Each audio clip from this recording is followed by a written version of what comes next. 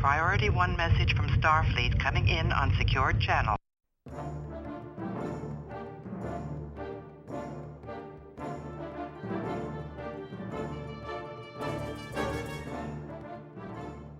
You are listening to the TrekRanks Podcast, a member of the Tricorder Transmission Podcast Network. This is episode NX-00.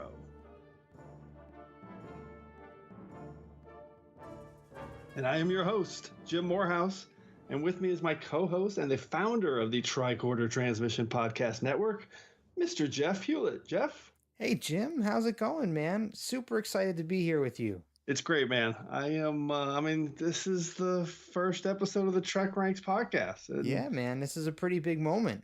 Yeah, it's something I've been thinking about doing for quite some time, and just want to say thank you for giving me the opportunity, because joining your network is fantastic, and I'm excited about what we can do. Yeah, it's an honor for me, man. Having known you for a couple of years now, meeting you out in Vegas a couple cons ago, STLV. We've hit it off. You've been on a couple of our other shows, and seems like a totally natural fit. I love the idea. Love your TrekRanks. Been following your website for a long time, and this is awesome. Can't wait to get started with this. And that's what this is all about. It's about ranking Trek, which really means, we're going to be doing pretty much my favorite thing ever, which is to talk about Star Trek. That's all I really ever want to do. So, but we're going to do more than talk about it. We're also going to dissect it. We're going to analyze it, and we're going to make the hard choices because we're going to rank it. And the beauty of it is if we do one episode one day and do it the next day, we'll probably have different answers. You're not kidding. Doing the prep work for this one, lining up some of my favorite stuff we're going to be talking about later and our next episode. I was looking at my list going, man, if you asked me this next week, I would come up with probably a whole different list of episodes. But I mean, there's 700 plus hours of on-screen Trek to rank. So there's never going to be a shortage of topics, and there's never going to be a shortage of answers. So, all right. So listen, as we said in the intro, this is episode NX-00, episode 0 in podcast parlance. But because, on this show, everything's going to have a little bit of that extra Star Trek flair. So I had to go with the NX-00. For sure. I mean, it just makes sense. Absolutely does. All right. So, this first episode is really just your introduction to the podcast. So it's going to be a little bit lean and mean, and we're going to give you a feel for exactly what, TrekRanks is going to be all about. So hopefully you guys will love it and want to chime in and tell us your own TrekRanks, because that's going to be a key element of this show. So Jeff, please fire up our subspace transceiver array and tell our listeners exactly how they can hail us. All right, here we go. Hailing frequencies are open. All right, so if you're looking to get in touch with the show, you can find us on a whole bunch of different places. So you can find us online. Our website is www.thetricordertransmissions.com. On Facebook, we are facebook.com/thetricordertransmissions. On Twitter, we are Tricorder Show. And we also have a voicemail phone number that you can call in and leave us a direct voicemail at 609-512-LL. AP. That's 5527. And we are going to talk about that phone number a little bit more later, too, to try and engage with you guys. And also, I am at Enterprise Extra and at TrekRanks on Twitter. So that is most definitely the best way to contact me.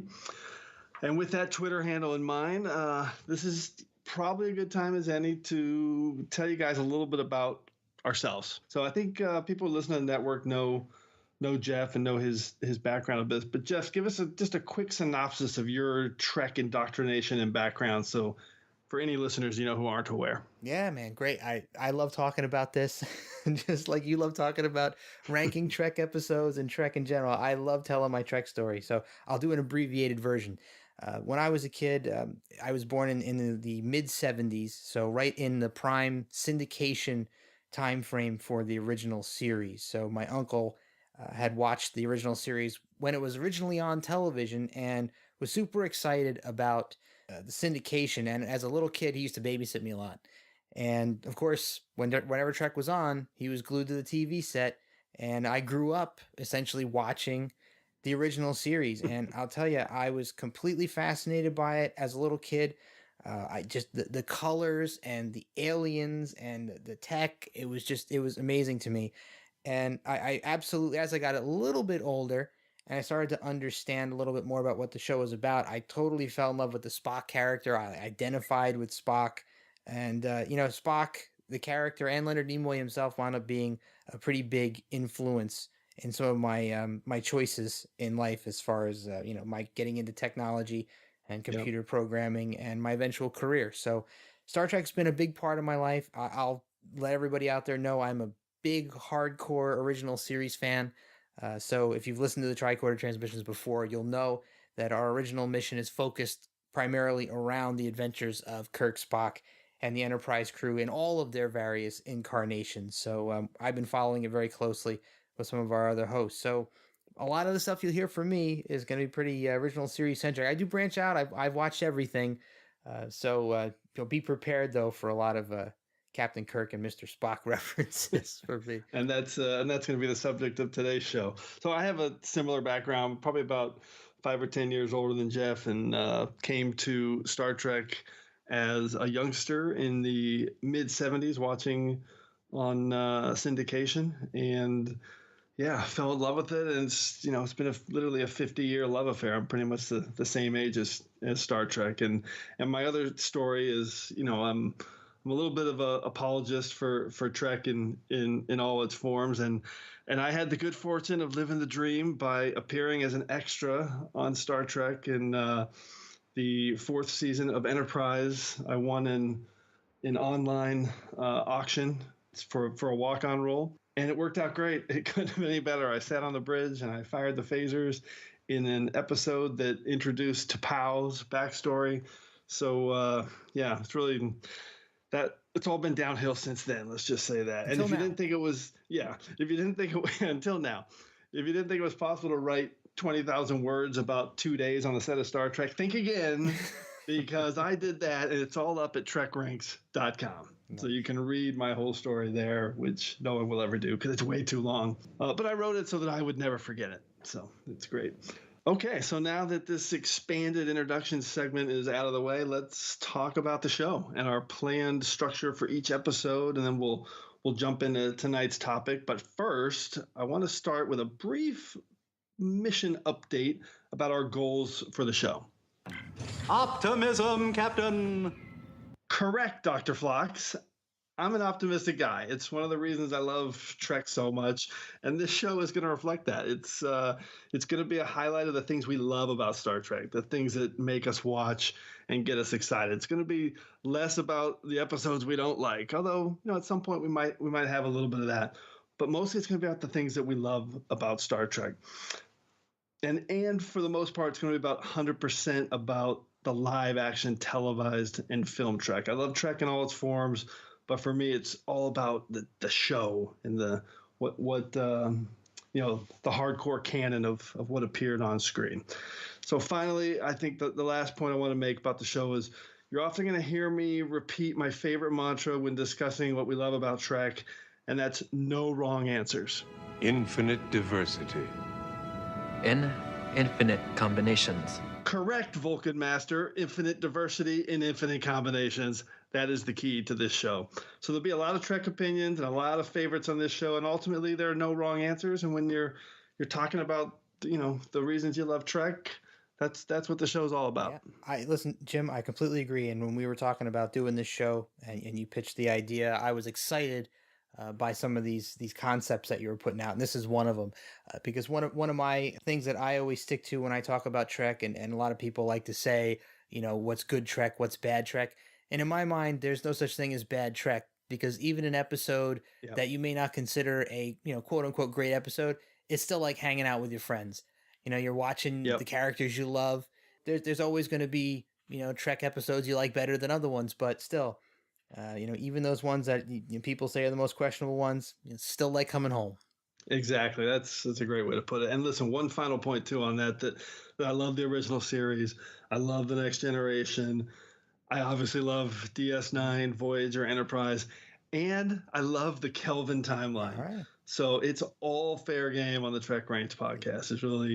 it's all gonna be included here. So, all right, next up, let me just quickly run through our framework for the show, which we want to have a little bit of structure as we put each show together. And as a starting point, the shows are pretty much going to be timeless. The goal is to not have a lot of extra fluff, and so whenever you hear it, it's not dated in any way in terms of current events or news. So the goal is that they're pretty timeless. Which shout out to Voyager episode number 100, which is number 4 on TrekRanks, by the way. Timeless, great episode. I do that a lot. Sorry.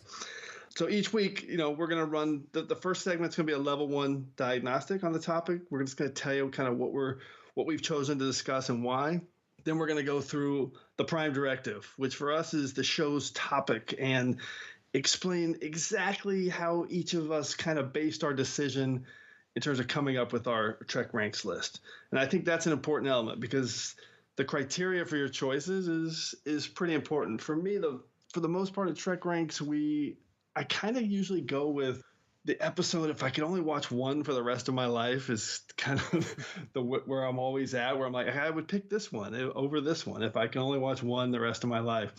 But I think on this show, there's going to be a lot of different ways to break it down, whether it's what's the most artistic episode or the best episode for a rainy Sunday afternoon hanging out at Jake Sisko's house. So what's the most epic, so whatever that means. But there's a lot of different ways to do it. So the prime directive section is gonna talk about how we each came up with our decisions. So Jeff, what do you think of that? I'm gonna tell you guys, as you're listening to us do these shows and you see the structure here and you listen to all the criteria, that's your cue, by the way, to start building your own lists based on those rules that Jim sets out. So feel free to build your own and phone them into us or email them into us or post them on social media for us. Follow the same rules and you're a part of the show along with us. Yeah, that's gonna be a fun part of it too, getting the feedback from listeners. Absolutely. So after we do the prime directive, we're going to jump into the order of things, which is where we rank and analyze and come up with our list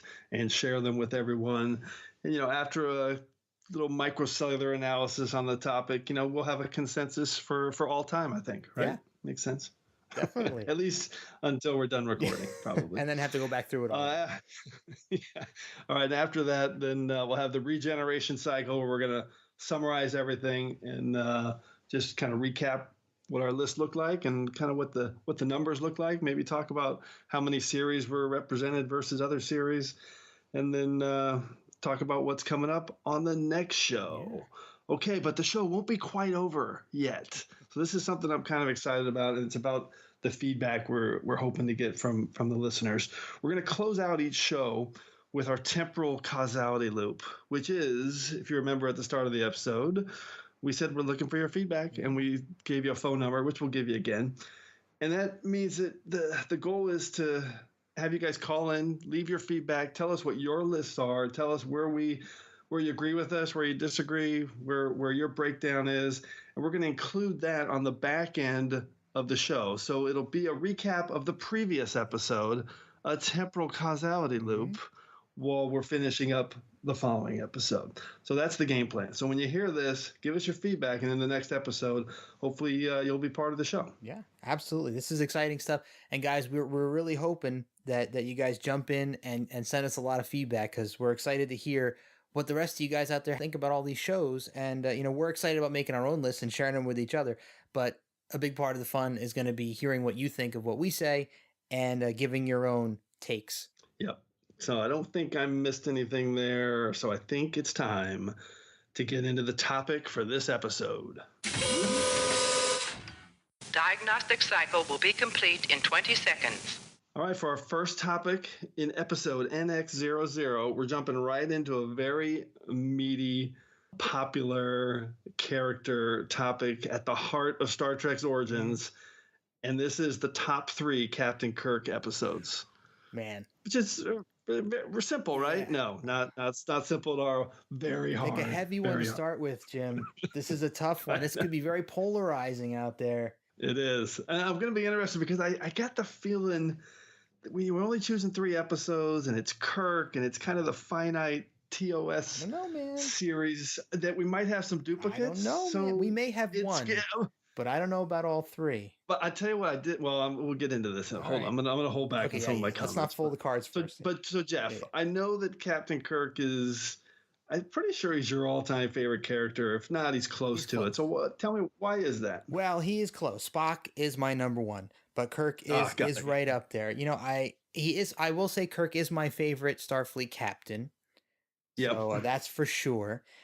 You know, I think that Kirk exhibits so many incredible leadership qualities, personal qualities, and he's also got that, you know, that Shatner swagger that he's so famous for, that just is kind of like the icing on the captain cake, man. I'm telling you, because, you know, I love Picard. I love Janeway, you know, Cisco Archer. Everybody's great, and I love them all for their own reasons. But there's something about Kirk that I feel like it sets him apart from the rest of the crowd. Yeah, I mean, you're right. Of course, he's the iconic leader. He's got that singular vision, his own kind of unwavering moral code, and when you add on to it this iconic portrayal by William Shatner, it's well, let's just say this is not going to be simple at all, and definitely not easy to pick just 3 episodes that best define Captain Kirk. Tough to boil them down, man. I struggled over this, and I like I said, I don't know if, you know, the 3 episodes that I picked, I'm confident I love them. I think they're all as a whole indicative of Kirk as the character. But, you know, you ask me again next week, and you know, I might swap one out for something else. I don't know. It's hard to say. Let's find out what our list looked like and how we put them together in the Prime Directive. I do not concur with your captain's decision. She's following our Prime Directive. Define Prime Directive. So what was our Prime Directive in terms of making these decisions? For me, I think it all came down really to, if I choose 3 episodes and show 3 episodes to someone and define Captain Kirk as a character, that's kind of what drove me in terms of which ones I would choose.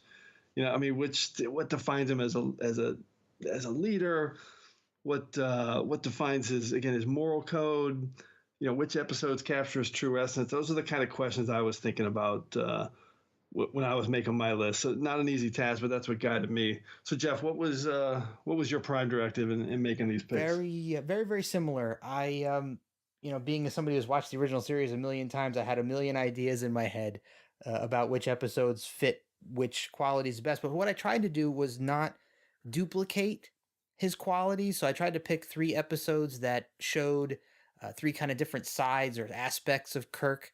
There's a little overlap here and there, but I wanted to pick the episodes that I thought really focused in on specific qualities that I thought made him an incredible captain and an amazing character. So yeah, that's actually exactly what I did. There's a couple outliers that I chose because there was a few specific details in terms of what he was doing that I thought defined his character. I'm getting worried that we might have duplicates. Okay, no, it's just going to be interesting. Okay, all right. So listen, before we get into the order of things, a quick breakdown of how we're going to go through these episodes. Again, we're kind of previewing everything on how TrekRanks is going to work. So first, we're going to give you the name of the episode, and then we're each going to give our 5-word summary and a hashtag, which is pretty much a TrekRanks staple for every episode. It's just kind of a fun and simple way to really hit home on exactly what each episode, you know, means and says to you. You know, they can be serious, they can be funny, they can be about, you know, whatever. But usually when you hear the 5-word summary and a hashtag, it just clicks right away kind of how that episode relates to somebody if you know the episode. So and then after that we'll give maybe a moment or two or scene or piece of dialogue that makes the episode memorable for each of us. That makes sense, Jeff? Yeah, sure. Absolutely. Okay. All right. I think it's time to jump into the order of things. I am a Jem'Hadar. He is a Vorta. It is the order of things. Okay. That was, I think, Rameticlon, some Jem'Hadar who bit the dust. But all right, we're going to jump in here. And like we said before, this is tougher than we thought. And I have a feeling we might have a couple of crossovers. We'll see. We'll see. Right. All right, Jeff, you're up first. What's your number 3 pick on the top 3 Captain Kirk episodes? All right, man. This one may come as a shock to you and a shock to the people out there, but my first episode is season 2, episode 20, Piece of the Action. So 5-word summary: Kirk fits any time period. # Gangster Kirk. I love this selection. All right, what's the reasoning behind it? This was on my short list, not gonna lie. Oh, get out, really?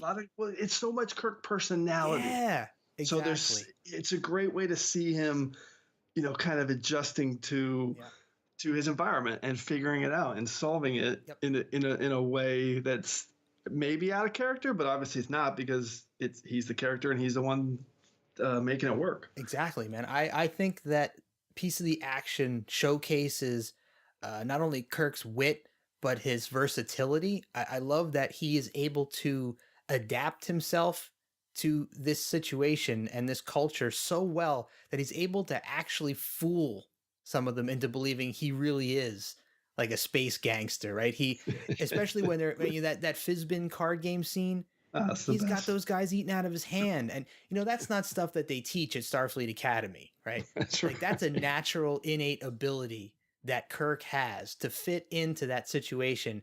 And he assimilates into that culture so well, it's almost scary sometimes, especially near the end when he's, running the show. And he sets the whole thing up to make them believe that they're going to come back for their cut at some point in the future. Exactly. And they all buy into it, man. And I love it. I think that this is a really great showcase for Kirk's capabilities as, a quick thinker and a persuader of people. Yep. I mean, he can really use his powers and his personality to get out of a situation and to make it work for him. Yeah, it's a brilliant choice. Your 5-word summary was perfection, except on Tuesday, which is literally one of my favorite moments in all of Trek. Okay, so my number 3 pick, and again, there's a lot of episodes where Kirk kind of talks his way through a computer. Yep. The Changeling, Return of the Archons, to name just a few. And there's others, where he outsmarts people like Trelane or Baylock. But for me, one episode kind of rises above those in terms of Kirk just being Kirk and using his guile and wits and brashness and all of those to save himself, his crew, and the ship. Mm-hmm. And that is, and this is like with yours, might surprise people, is the Gamesters of Triskelion. Oh, wow. Okay, that was unexpected. I know, nice. And it's actually it's a pretty high rank at TrekRanks. It's definitely a top 25 episode, which I think surprises most people. A little bit of that is because of how much I loved it as a kid. So, but my 5-word summary is 500 quatloots on addictive fun, # pulp action. Nice. And I think a lot of people think, this is a campy episode, and it is. It for sure is. It might be a little hokey, and you can't really argue with that. But for me, it's just iconic 60s sci-fi. And I love the way Kirk... The reason I've selected this episode is because the way Kirk at the end risks it all by just betting on himself. Yep. The man has pure, just unwavering confidence. He steps up. He tells these providers, hey, this is how it's going to go down. This is the gamble, and I'm going to beat you. And he does. And that moment always resonated with me, just the way he kind of handled that situation. Absolutely love it, man. Great pick. And that really showcases another side of Kirk's personality, man. The confident gambler who's so confident and willing to bet on himself and his own success that he's just willing to hang everyone else's life on it because he knows he's going to win. That's exactly it. He would fit in at STLV, I think. Yeah. with the gambling. But yeah, I love that brash, just complete confidence to bet on himself. Yep. Okay, let's move on to round 2. Number 2, Jeff, hit it. All right, this one I think is going to be a little more obvious, and this may be a little bit of a head nodder to yourself and everybody else out there. So season 1, episode 19, the famous Gorn Arena. Yes, I'm so glad you chose it. 5 words, from bare knuckles to mercy, and # he's reasoned it out. Oh, perfect. So I got to say, you can't talk about Captain Kirk without talking about his physical prowess, right? I mean, you got to talk about the fact that this doesn't matter how big or strong the monster he's taken on is. He's still willing to go bare knuckles up against it. You know, even if the odds are totally stacked against him, right? He's going to try to fight his way out of it. And, you know, at the beginning, you know, he's mano a mano. I mean, the Gorn obviously physically superior. He figures out that he can't take the Gorn out, you know, just by fisticuffs alone. And, you know, again, he's got to resort to his intelligence. He's got to resort to his problem solving skills. And I still to this day scratch my head at how Kirk would know how to make gunpowder. But man, I'm telling you, the guy has a lot more knowledge in his head than people may give him credit for. You know, he's got some scientific knowledge, right? Makes perfect sense. Yeah. And, you know, and then not only does he use that skill, and also not just his survival skills in general to survive in that arid climate, right, in that desert, that obviously the Gorn is much more suited to than he is, right? He's got no water, no food. He's got to be getting dehydrated, right? But he's still able to prevail. And even after all that adrenaline and after the big win, the compassionate guy still comes through and he spares the Gorn's life, right? Total opposite of what you just saw. You know, you would expect him to smash the Gorn with that rock, but you know what? He says, no, that's not who I am. That's not what I stand for. Letting this Gorn live, even though he would kill me in an instant. And that's what the thing that stands out for me in that episode is that he learns. Yeah. So he starts with one position, and throughout the episode, he starts to figure it out. Hey, wait, actually, maybe we were in the wrong, and by the end, he's changing his tune, and that's a sign of a great leader, obviously. Yep. No, that's a great pick. And full disclosure, I totally did not pick Arena because I knew you had to pick it. That wasn't part of the rules. I know that's terrible, but I'm just being honest. All right. So it made it easier for me. It's one less I had to worry about. All right. Thanks for giving me the hand on that one. Appreciate it. All right, my number 2 pick is also a little bit of an outlier. Oh. And it's really all about one scene, maybe one or two scenes that put it over the top for me. Definitely not one that someone I think would think about in these terms. It is What Are Little Girls Made Of? Nice one. All right. And my 5-word summary and hashtag is Andrea and Ruck are unstoppable. Hashtag at least they should have been. Yeah, man. Because Kirk was too smart for them. I love, first I just really love seeing Kirk just being pissed about the deaths of his crewmen at the beginning of the episode. That's kind of the first time we've seen that, where he's got this reaction where, he really cares about his crew and his ship first, always. We know that's a huge part of his makeup. But there's two classic Kirk moments in this episode for me. First is when he's getting a lay of the land a little bit on Dr. Corby's, little house of horrors there.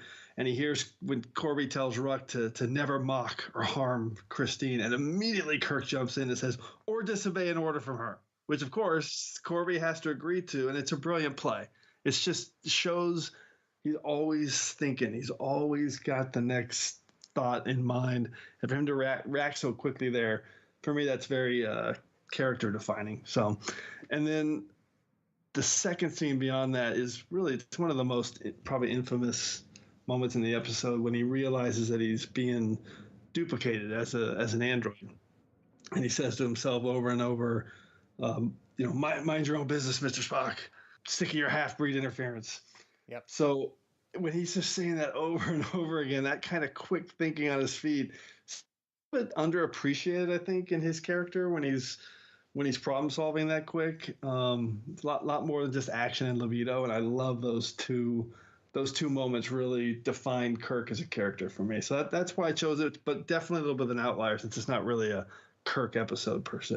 Yeah, well, there's another Kirk moment in that episode that I think, it's not necessarily a moment, but it's definitely something that he has to deal with in that episode that he doesn't normally have to deal with. You see something like so rarely. The fact that he's faced with a situation where one of his trusted crew members is on the verge of, selling him out, right? And siding with the enemy. Yeah. I mean, he's got Christine Chapel, who's, got every reason. I mean, this is her long lost fiance. So obviously she's emotionally conflicted, and Kirk plays it so delicately, reminding her of her duty, but not being super forceful about it. But he's playing it really cool and trying to appeal to her sense of duty and remind her that, hey, listen, I understand the situation you're in, and you got a commitment to the crew and to the ship and the Starfleet. So be really careful about the decision that you're pondering making here. And she goes so far as to say, please don't put me in a position where I have to choose. Right. He has no choice but to put her in that position. So he does it in the most delicate but Kirk-like way that he can. I think that's a tough situation for any leader to have to face, and he does it with grace. Yeah, and that's another example in the episode where he's just, even though the odds are against him, everything's looking bad, he's really in control the whole time. Yeah, he's thinking 2 or 3 steps ahead on how they're going to get out of this thing, all the way through that episode, and it's a great episode, obviously. One of my favorite season ones. Yep, for sure. All right, the moment of truth. What is your number one Captain Kirk episode on the TrekRanks podcast, Jeff? Man, I feel bad going first on this. I think we might have duped. No, there's no chance. Well, No maybe chance? we'll see. Well, No chance. no, All right. I guess there's a chance. This one's not an outlier for me. So It's not an outlier for me either. Season 1, episode 26, Devil in the Dark. I had to go there. I feel like, this has been said on other Tricorder episodes before. This is actually my favorite Trek episode of all time. Me too. I know, and I adore this episode, and I think that not only is Kirk firing on all cylinders in this one, but everybody is. So my 5-word summary is: sometimes the alien is right. # Kirk's a natural leader. Love it. No, I was just going to say, full disclosure again, I didn't pick this because I knew you were going to pick it. I totally played you. This is did. awesome. All right, so tell us why you picked it, because it's also my favorite original series episode. I think that this episode, when viewed as a whole, demonstrates many of Kirk's incredible qualities as a leader, but this one doesn't have fisticuffs in it, right? You're not getting the arena duplicate, although you do get the compassion right at the end, but it's slightly different compassion. You don't get him assimilating into another culture like you did in a piece of the action, my first pick for number 3, but you've got Kirk beaming into a situation where it's tense, right? He's coming into this as almost like the police in a way. These guys can't handle it. They called Starfleet for help. Starfleet sends their best crew. Kirk has to go in there and take control of a situation. So you've got this authoritative guy who's taking charge of a situation with people who don't report to him, right? He doesn't have, a true authority over them. So he can't necessarily tell them what to do, but he's got to actually go down there and work with these people and try to organize them in such a way that, no more lives get lost, and he can figure out what's going on. So, you got that. And of course, things get worse before they get better in this episode. So you've got him facing a situation that gets even more and more dire.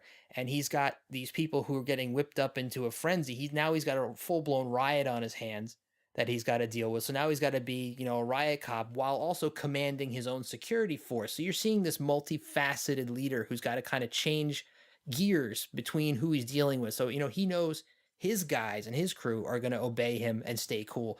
But again, on the other side, he's got these crazy miners who don't have weapons that they can use to fight this thing. And, they're panicking. So he's got to control that situation. And then one of my favorite things that this episode demonstrates to me about Kirk is that he's not a set it and forget it kind of leader. You see him walking up and down the line of red shirt security guards, sending them to what he knows could potentially be their dooms. And he goes right into the tunnels with them, man. He goes right into the heart of the belly of the beast, right alongside all those red shirts, putting himself in equal or even greater danger than he puts his other crew members in. I think that speaks volumes to the bravery and the gravitas of Kirk and Spock as well. Spock goes in there too. And of course, cool under pressure. He's face to face with the Horda, not panicking. You get that situation where they're feeling each other out. You can tell that Kirk is keeping his eye on the ball. He's not panicking. He's not firing off phaser shots at it in close quarters. He senses that it doesn't necessarily want to hurt him. It's got another agenda. And he's again able to switch gears, right? He backs down, takes a different posture with it, and decides, you know what? I'm going to sit down, going to let the situation play out. And of course, we know the rest of the episode, we find out what the Horda's real story is. And then Kirk is faced with yet another problem, right? He's got these miners who are now ready to storm into that room and kill not only him and Spock, but the Horda along with it. Now he's got to defuse it. So now, Kirk, you've got your full-blown hostage negotiator situation going on. And he makes that work too, right? He's willing to put his own life on the line to protect this alien creature who now he knows is the last of its species and is defending its young, right? Yep. Amazing. I mean, just beat after beat after beat shows you how strong of a character and as strong of a captain and as strong of a human being Kirk is. I think this episode is one of my favorite demonstrations of Kirk. Ladies and gentlemen, you cannot summarize Devil in the Dark any better than that. That is perfect. And there's really no cooler moment for Kirk probably ever than when he kind of gets a lay of the land with the Horda and then just kneels down there with the phaser while he's thinking about the situation, knowing that this creature that's killed 50 people is right in front of him. Yeah, no, it's an all-time classic. You really can't. It's got every element of Kirk's ability to lead and make the smart decisions. Yep. It's an all-time classic, and like I said, the number one original series episode at TrekRanks. Amazing. So, all right. So my number one pick is definitely not an outlier like my other two picks were. It's one of the most popular episodes of Trek ever, probably. But for me, I had to pick it, whether it's obvious or not, because of what Kirk is willing to do to save his ship, and of course, it's the city on the edge of forever. All right. My 5-word summary on TrekRanks is Spock's discovery dooms Edith Keeler. # a question. Which, of course, is since before your sun burned hot in space and before your race was born, I have awaited a question. So in a nutshell, for me, Kirk's his heart and emotion and love all take second place to the mission here. It all takes second place to the duty and his the honor, and it's just heart-wrenchingly sad no matter how many times we've seen it or watched it. But when he realizes what has to be done, and there's really, I don't think much more needs to be said than that.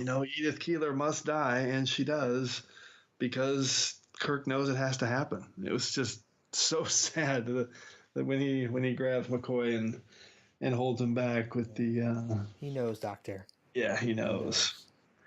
Yeah, for me that defines Kirk's selflessness for his crew and for his ability to make the toughest decision. So incredible. That was on my short list as well.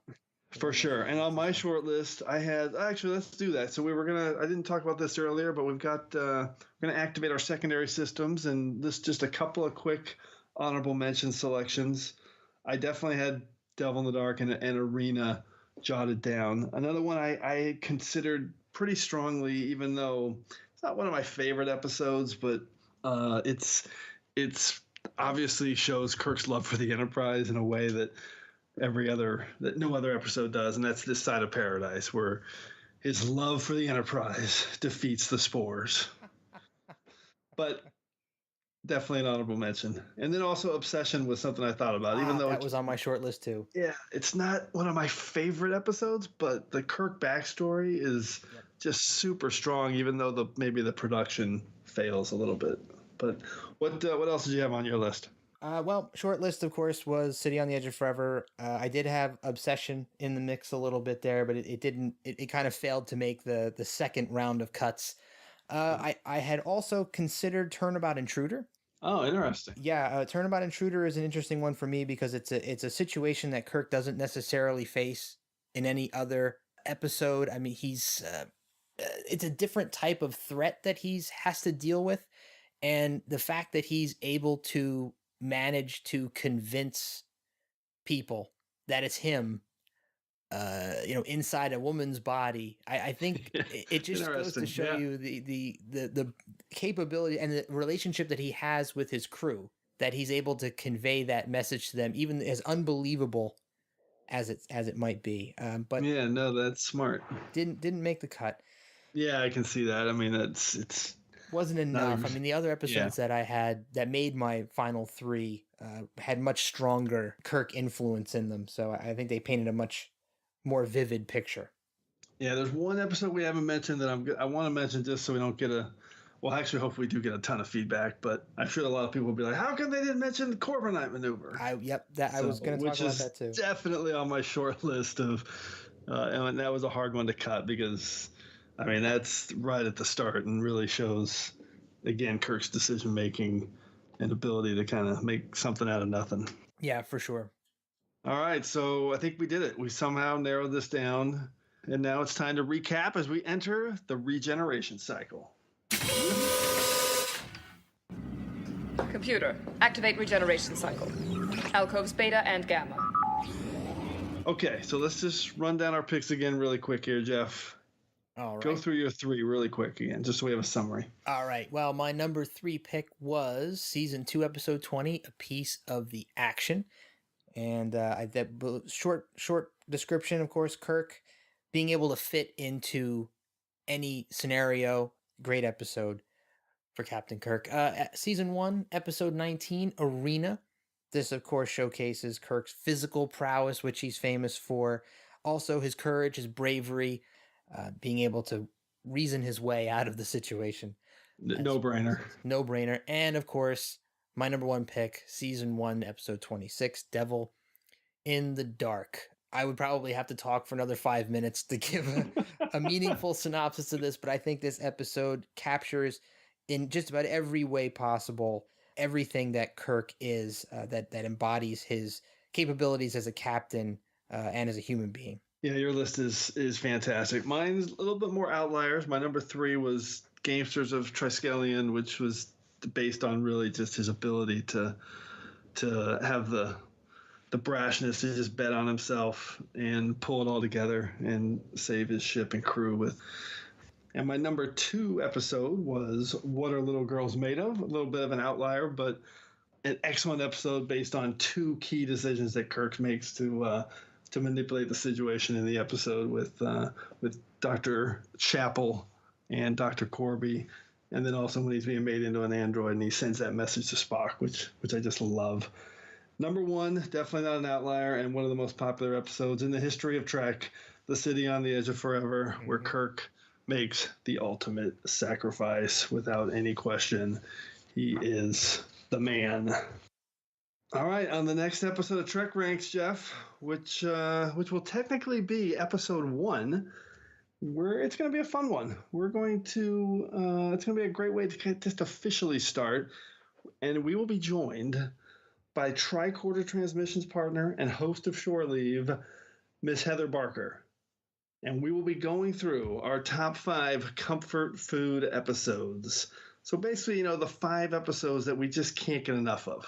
I think it's the episode you can just watch over and over and over again and really maybe put you in the right frame of mind and just soothes you. So the top 5 comfort food episodes is going to be episode 1 of Trek Ranks. Not sure, though, how we're going to choose only 5 of those.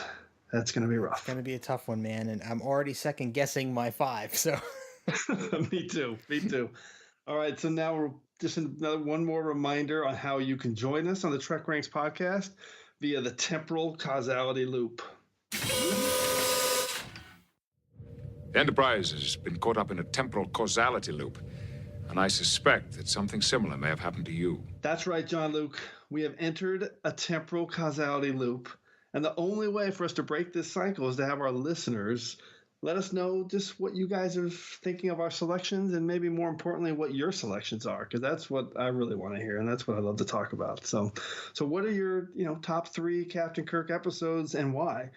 Hopefully we'll get some feedback and we'll choose the best responses and have you join us in the next episode via the temporal loop. So keep it short, keep it tight, keep it concise, and you can record your message by calling the Tricorder Transmissions at 609-512-5527. That's 609-512-LLAP. We're definitely looking forward to hearing from you guys, and frankly, counting on you guys to help us get out of this temporal loop. Yes. So, Jeff, I think we have successfully navigated episode NX-00, the very first episode of TrekRanks Podcast. Pretty excited. You got any final thoughts? We certainly have. Jim, this was awesome. I had a great time talking about my top 3 Captain Kirk episodes, and I think if you combined our top 3s into a top 6, it's even better. I mean, you know, I was thinking to myself, and I knew you had it in your mind that we were gonna duplicate some of each other's picks. So thanks again for tipping the hat to me and knowing me well enough to know 2 of the episodes that I was more than likely going to be picking. So I totally should not do that, but no, that's the last time. That's the last time. Okay, yeah, don't throw me any bones. I don't think the comfort food episode, I can't see any way that we're going to duplicate anything. No chance. Not with 700 episodes to choose from. I don't think there'll be one single duplicate. No, I don't think so either. I don't think we'll get close. I agree. I don't think Heather will duplicate any of ours either. I just can't see that happening. So I think we all have our different ways of looking. So I'm looking forward to that next episode. And guys out there, thanks so much for listening to us. And I'm really looking forward to hearing what you guys have to say. So definitely give us a call on that number. Leave us those messages, and we'll get you on the next episode. Great. Thanks, Jeff. And thanks for engaging with us, everybody. We're looking forward to standing with you again here in this place where I belong. And yes, I stole that from Captain Sisko. Thanks for joining us. See ya.